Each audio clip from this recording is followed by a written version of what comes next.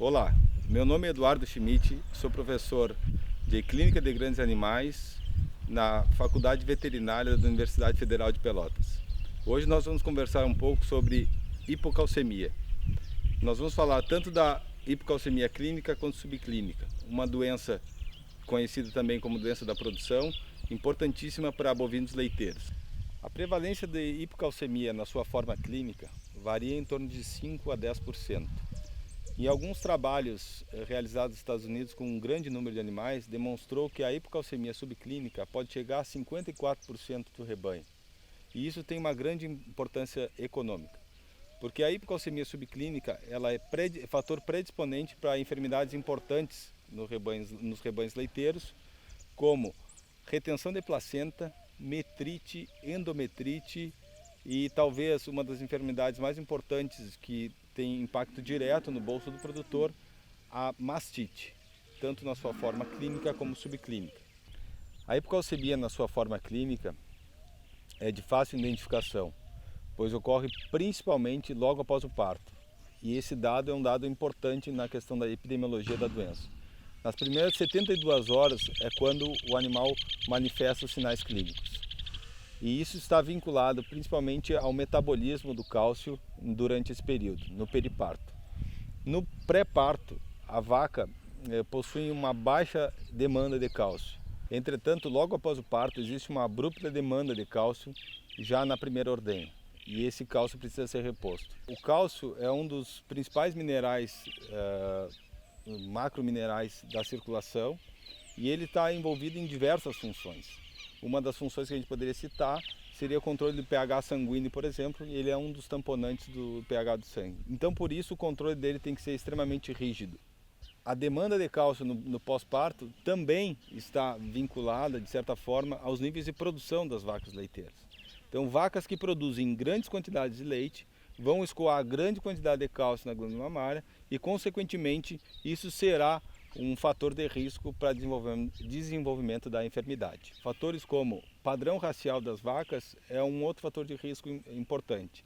Vacas Jersey sabe-se que tem maior propensão a desenvolver a doença e muito se fala em relação a número de receptores intestinais e também produção de sólidos que essa vaca teria. Os principais fatores de risco envolvidos com a hipocalcemia se referem à dieta. Por quê? É importante, já que a gente já vinha falando um pouco da fisiologia do controle do cálcio, é importante a gente entender como que é a dieta do ruminante. A dieta do ruminante geralmente é uma dieta catiônica, ou seja, uma dieta carga positiva. E o cálcio também é um mineral de carga positiva.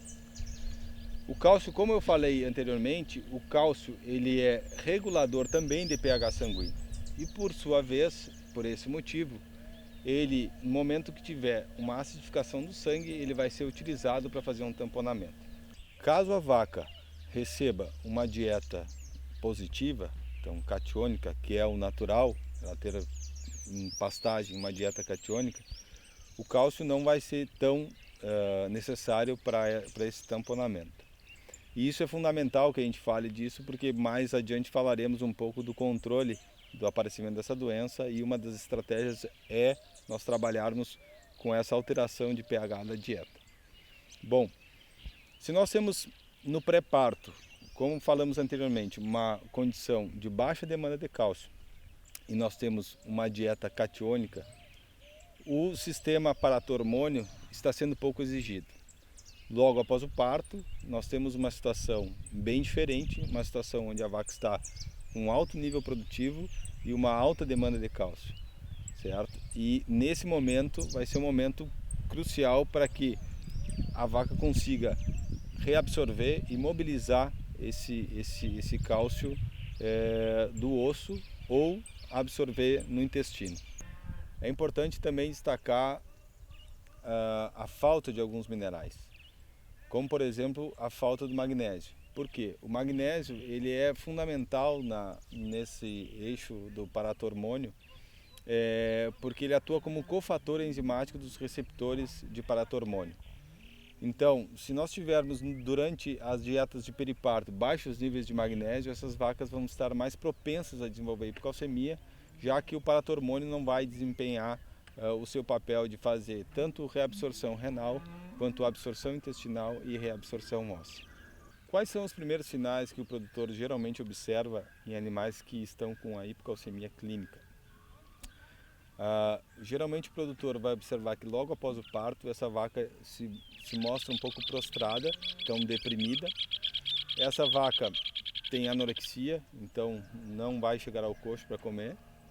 E essa vaca também pode apresentar o que a gente chama de fasciculações musculares, né, que são aquelas pequenos tremores musculares que são facilmente observados em vacas no primeiro estágio. Além disso, alguns animais podem apresentar sinais de ataxia. Esse seria principalmente o primeiro estágio, onde também o clínico, ao fazer um exame clínico detalhado, vai ver que a temperatura está normal, a frequência cardíaca e respiratórias não estão alteradas ainda nesse momento. Já no segundo estágio, nós temos a evolução do quadro e a vaca não consegue manter-se em estação. Já falamos anteriormente que o cálcio está envolvido nas contrações musculares e o tônus muscular é um dos sustentadores do animal em estação. Então, o animal deve procurar o decúbito e nesse estágio ainda o decúbito external.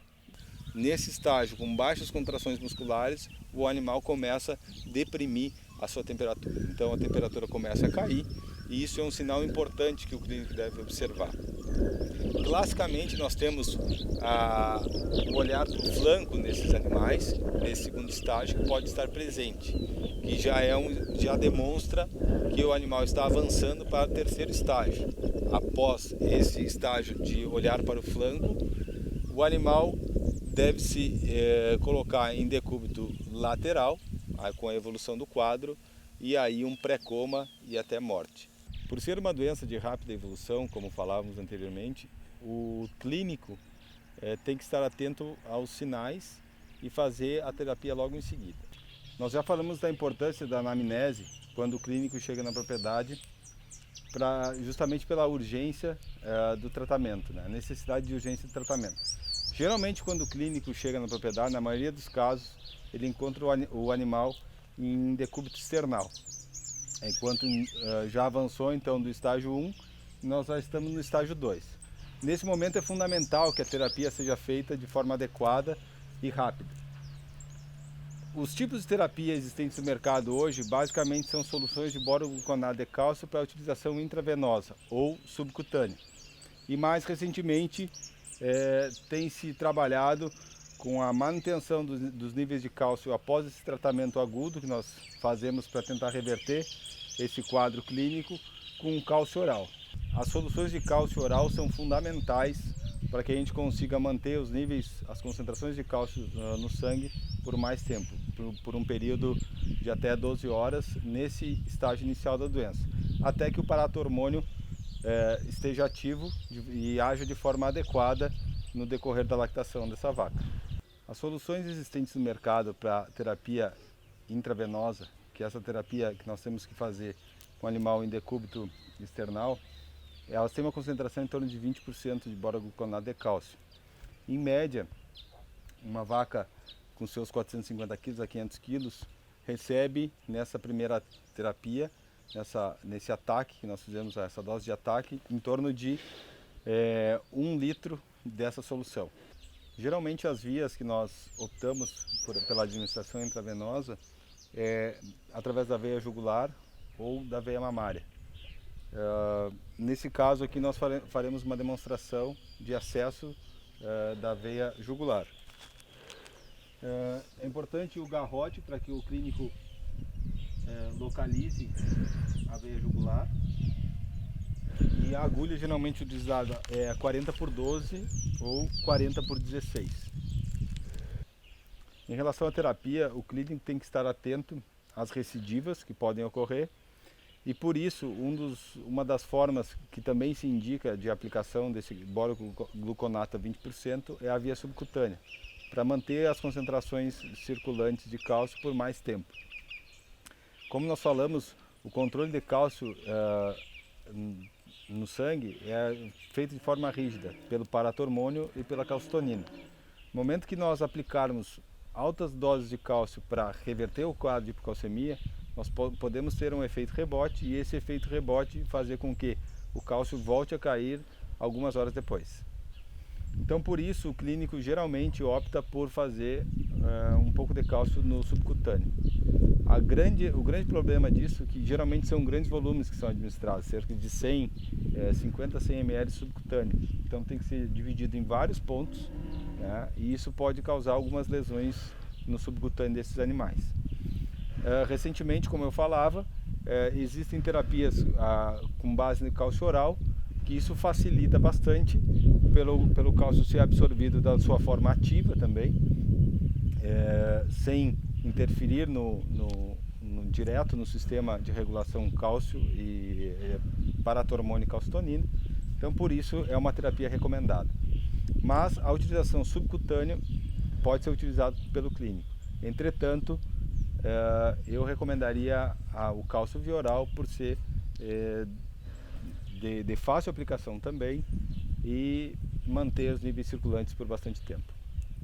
As soluções presentes no mercado geralmente trazem já as agulhas e o equipo junto com elas. Em geral, os frascos são de 500 ml, então cerca de 2 frascos intravenoso é o que nós administramos. O importante dessa administração é que essa infusão tem que ser lenta, porque o cálcio ele é cardiotóxico. Então, caso o clínico erroneamente deixe um fluxo muito rápido, contínuo e rápido, pode ocasionar uma parada cardíaca e morte do animal. Talvez mais importante do que a terapia que realizamos hoje para o tratamento da hipocalcemia clínica seja as medidas de controle e profilaxia que o veterinário deve passar para o produtor de tomar certos cuidados.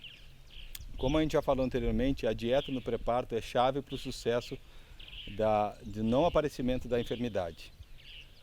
Hoje nós temos no mercado uma série de dietas chamadas as dietas aniônicas, que são dietas para acidificar o pH sanguíneo, e essa acidificação do pH sanguíneo vai fazer com que ocorra mobilização de cálcio ósseo, reabsorção de cálcio renal e absorção de cálcio intestinal.